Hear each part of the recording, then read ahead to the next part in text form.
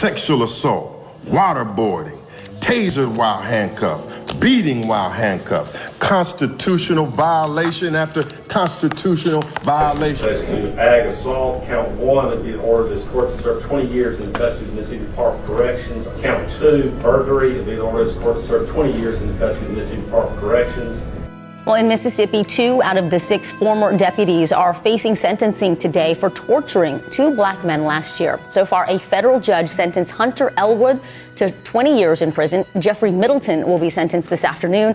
The rest of the men will follow over the next couple of days. Now, these men pleaded guilty in August to a slate of state and federal charges, and prosecutors say that the officers nicknamed themselves the Goon Squad because of their willingness to use excessive force and not report it. Antonia, I mean, frankly, these charges are disgusting. These 5 former deputies and 1 police officer entered this home, no warrant, no evidence that anything was happening there. And they proceeded to torture these men for hours using food, at one point a sex toy, and threatening an execution. And that's how one of the men, Michael Jenkins, ended up being shot in the mouth by one of the officers, who's the officer who has been sentenced to 20 years. So this is heinous, doesn't even really describe how awful all of this is. And on top of all of what I just described, they then tried to plant evidence, guns, drugs on these men. And it took months for these 2 victims, Michael Jenkins and Eddie Parker, to be believed. And so, there's relief that we're here now.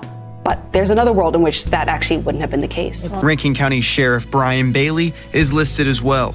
Sheriff Brian Bailey acted negligently. Bailey acted carelessly.